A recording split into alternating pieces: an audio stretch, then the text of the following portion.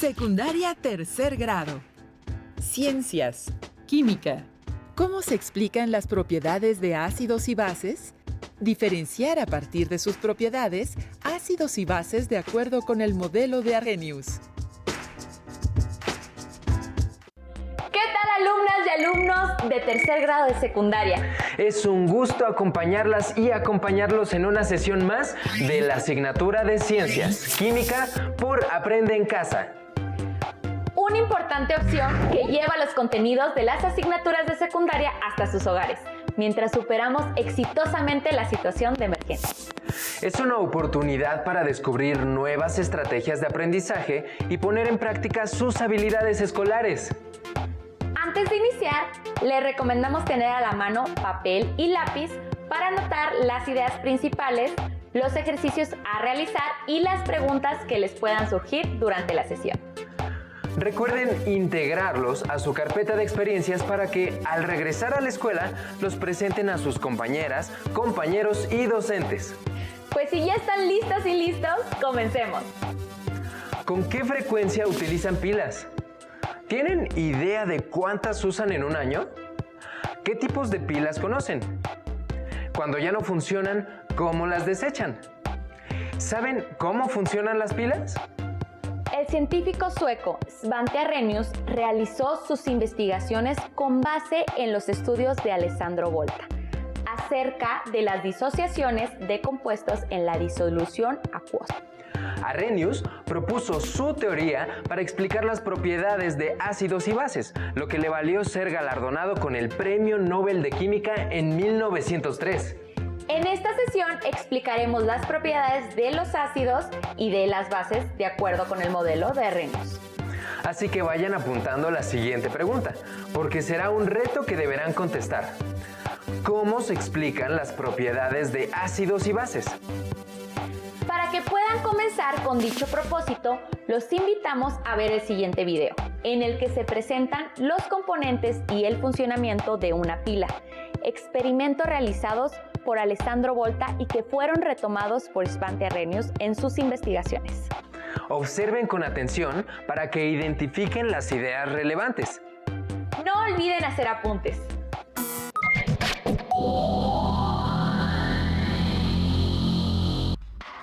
Veamos lo siguiente. En el primer vaso tenemos una barra de zinc en contacto con una disolución que contiene iones de zinc. En el segundo, una disolución de un compuesto de cobre y una barra de cobre. Cerramos el circuito por medio de un puente con una disolución de sal.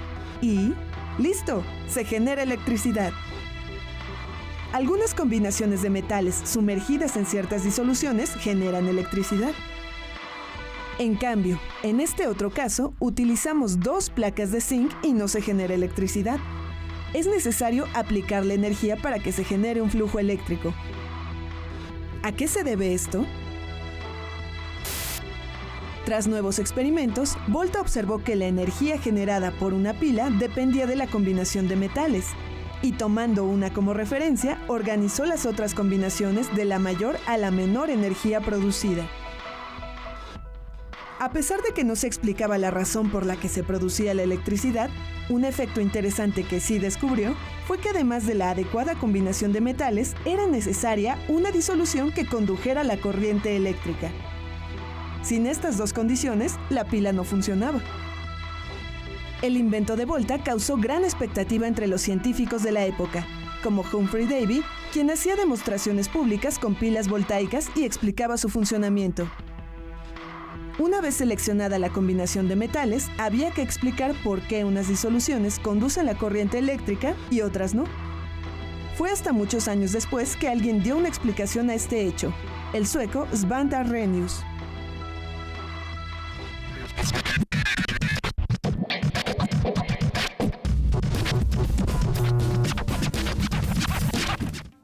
Arrhenius retomó los experimentos de Volta.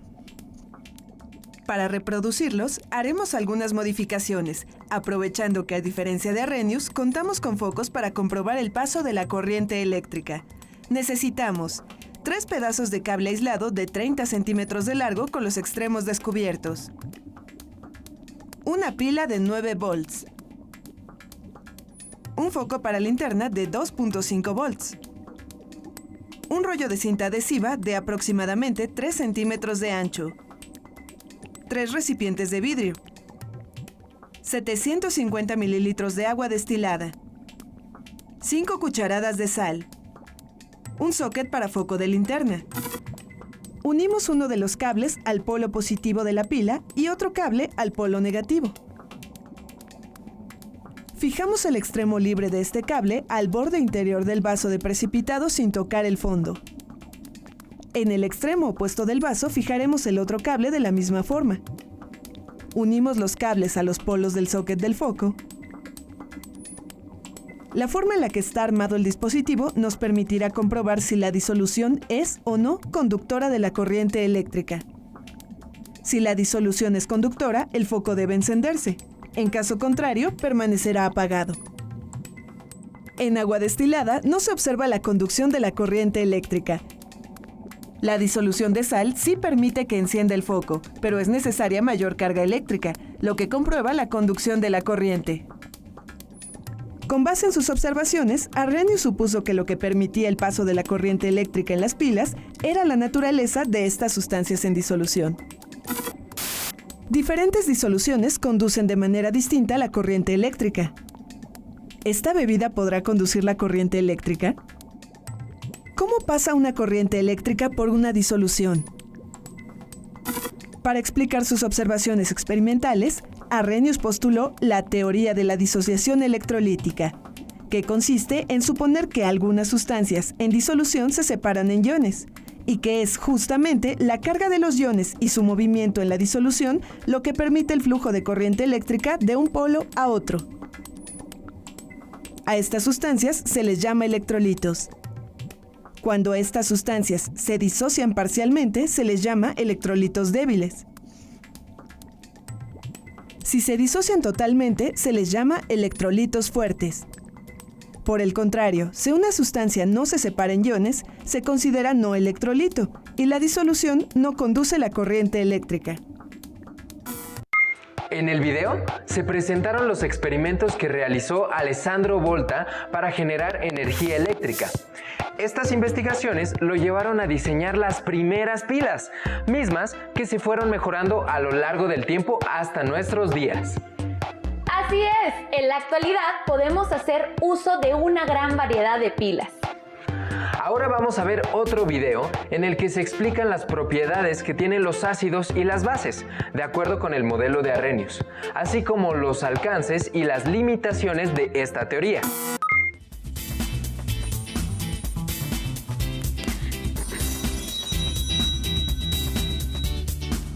Hola. ¡Felicidades! Usted ha sido el afortunado ganador de una televisión. Solo tiene que contestar correctamente 2 preguntas. Ajá. A ver, concéntrese. Sí. ¿Listo? Sí. Va la primera. El cinematógrafo llegó a México en 1896. ¿Cierto o falso? Cierto. Muy bien. La segunda. ¿Es posible construir una pila eléctrica con limones? Falso. ¡Lástima! Esta respuesta es incorrecta. Debe ser una broma. ¿Cómo es posible que con unos limones se pueda hacer una pila eléctrica? Recordemos que Arrhenius desarrolló su teoría de la disociación electrolítica para explicar la conducción de electricidad en pilas eléctricas. Caracterizó a las sustancias como electrolitos fuertes, débiles o no electrolitos, dependiendo de su disociación en una disolución. Si las sustancias se separan por completo en iones, se clasifican como electrolitos fuertes. Si solo una parte de la sustancia se separa en iones, se le denomina electrolito débil. Y si la sustancia no se separa en iones, entonces se trata de un no electrolito.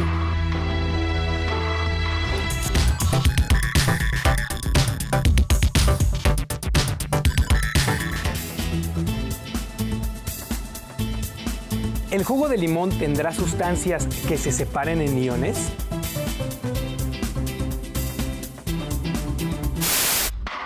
Arrhenius usó su teoría de la disociación electrolítica para desarrollar un modelo de ácidos y bases. El modelo de ácidos y bases de Arrhenius define un ácido como toda sustancia que en disolución libera iones H+, y una base como toda aquella sustancia que en disolución libera iones H-. De acuerdo con el modelo de Arrhenius, todos los ácidos y las bases deben ser electrolitos, es decir, en disolución deben conducir la corriente eléctrica.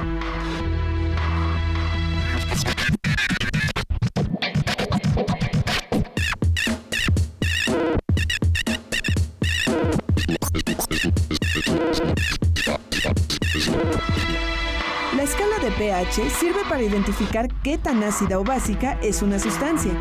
Lo interesante es que este concepto tiene relación con el del modelo de Arrhenius.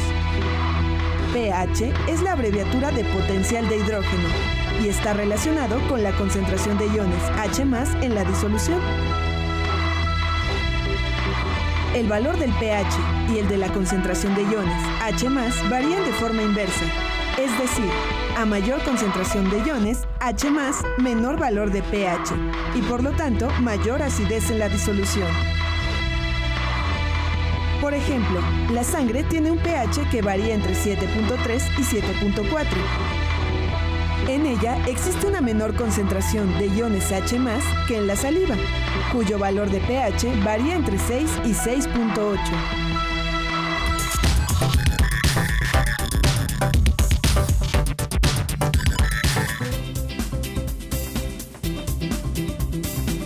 El jugo de limón es un ácido y, según Arrhenius, podría conducir la corriente eléctrica. ¿Cierto? Acompáñenme a comprobarlo.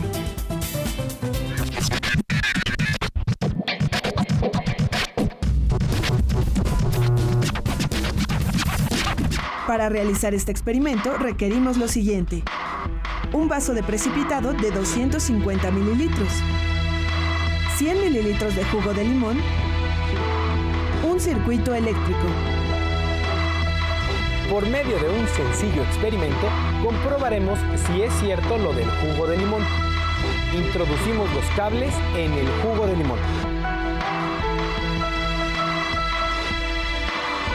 Observamos que el jugo de limón es capaz de conducir la corriente eléctrica, pero la intensidad luminosa del foco es baja. El foco prende con mucha menor intensidad que cuando se realizó este experimento con una disolución de sal, por ejemplo. Eso significa que el jugo de limón es un electrolito débil.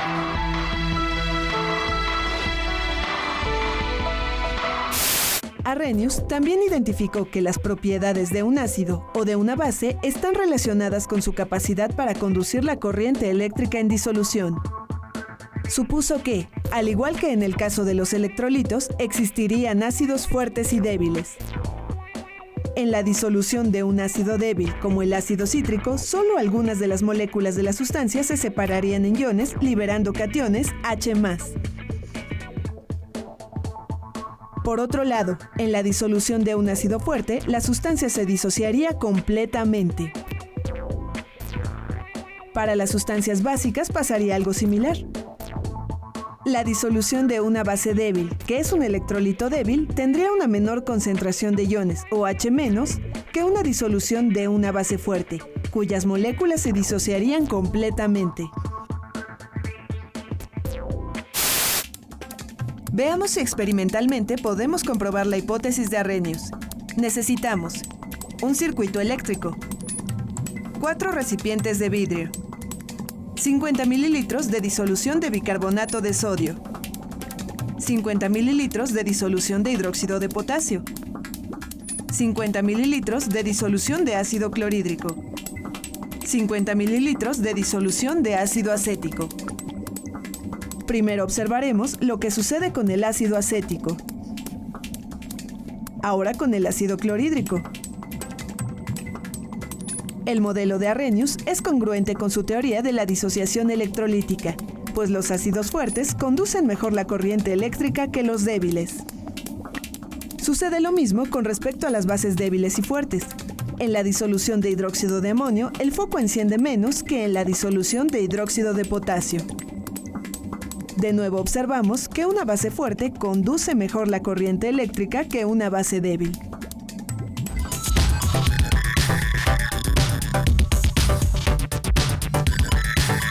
No cabe duda de que la experimentación es una gran herramienta para comprobar si una teoría o un modelo funcionan. Si el modelo o la teoría no son consistentes con las observaciones experimentales, se debe modificar. Gracias al modelo de Arrhenius, se puede predecir, por ejemplo, si una sustancia es un ácido o una base.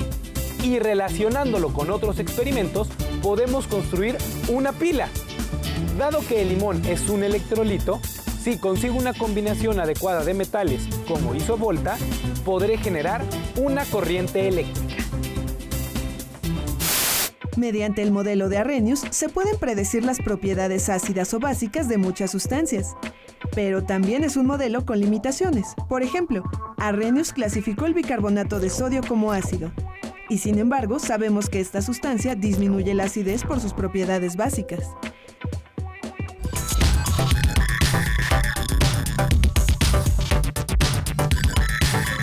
Muy bien, ya tengo mis metales. Pero lo que aún no entiendo es, ¿por qué si el bicarbonato de sodio tiene propiedades básicas, Arrhenius lo clasificó como un ácido? Arrhenius supuso que la disociación del bicarbonato de sodio se desarrollaba en dos partes. La primera generaba iones de sodio y de carbonato ácido en la disolución. En la segunda, identificaba iones carbonato y iones H+ en disolución, por lo que asumió que esta sustancia era un ácido.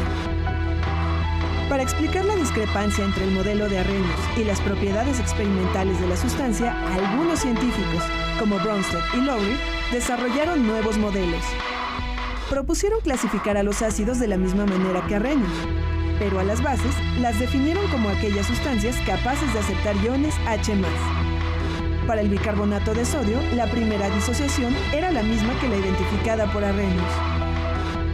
Pero para Bronsted y Lowry, el ion carbonato ácido reaccionaba con el agua aceptando uno de sus hidrógenos, es decir, un protón, lo que dejaba libre iones OH- en la disolución, explicando así las propiedades básicas de la disolución final.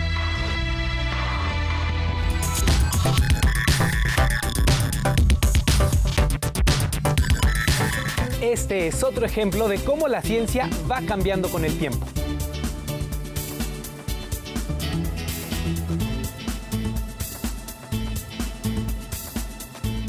El modelo de Arrhenius funcionó mientras lograba explicar las propiedades de las sustancias, pero cuando el modelo y las observaciones no se ajustan, pues es necesario cambiarlo. Yo creo que los modelos se adaptan según la nueva información con la que se cuenta. Al igual que Volta, podemos introducir una combinación de metales diferentes en una disolución de electrolitos. Lo primero que necesitamos son dos metales. Los sacapuntas metálicos, por ejemplo, suelen estar fabricados con estaño. Este será nuestro primer polo en la pila. El otro polo de la pila lo formará el tubo de cobre. Recordemos que es justamente la combinación de metales lo que logra generar la corriente eléctrica. Para que la pila funcione, necesitamos una disolución electrolítica. Así que introduciremos estos materiales primero en la disolución de bicarbonato de sodio, un ácido débil. Y por último, unimos los cables al dispositivo de la tarjeta. La corriente generada es suficiente para activar el dispositivo de la tarjeta. Repitamos el experimento cambiando ahora la disolución de ácido acético por ácido sulfúrico. Para una misma combinación de metales, el cambio en el electrolito puede ser la diferencia, ya que al conducir mejor la corriente eléctrica, la pila es más eficiente.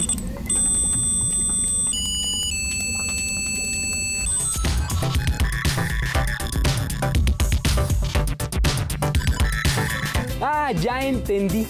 Entonces no necesariamente tiene que ser un limón. Se puede usar cualquier otro electrolito como el jugo de una naranja, una cebolla o una papa. Y si en lugar del estaño del sacapuntas uso otra combinación de metales como cobre y zinc, también podría funcionar. Pues sí se puede hacer una pila con limones. Me perdí una televisión. Bien, ahora que conocemos algo más sobre la utilidad de los modelos, podemos explicar las propiedades de los materiales y la forma en la que podemos aprovecharlos para generar energía. Nos vemos en el siguiente programa. En el video se presentaron actividades experimentales para identificar las propiedades de los ácidos y las bases. Estas propiedades están relacionadas con la capacidad de conducir corriente eléctrica en disolución. Con base en la información que hemos presentado, los invitamos a responder las siguientes preguntas. Guárdenlas junto con sus respuestas en la carpeta de experiencias. Recuerden que deberán presentarla en su grupo cuando regresen a la escuela. ¿Listas y listos para escribir las preguntas?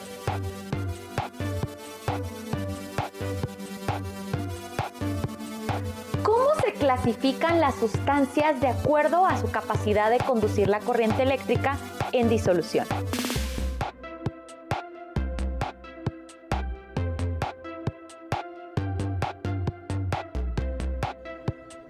¿Cómo se pueden clasificar a los ácidos y las bases?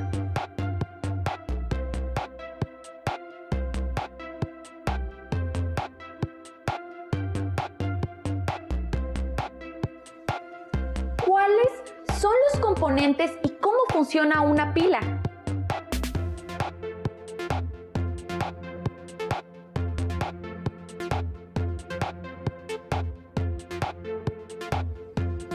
¿Cuáles son los alcances y limitaciones del modelo de Arrhenius para explicar las propiedades de los ácidos y las bases?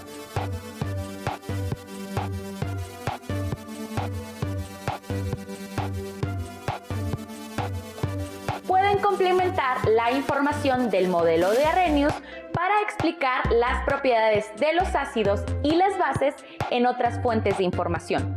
Por ejemplo, en su libro de texto, en revistas y en internet si les es posible.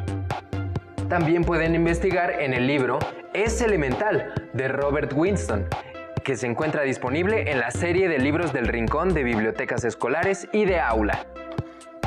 Les recomendamos compartir esta información desde casa con su familia y amigos, aprovechando las oportunidades que nos brinda la tecnología. Llegamos al final de la sesión. Esperamos que les haya sido útil para despertar su curiosidad por la química y para adquirir más conocimientos. Recuerden que debemos cuidarnos y llevar a la práctica valores como la solidaridad, la paciencia y la empatía con nuestra familia. Continúen viendo la programación de Aprende en Casa.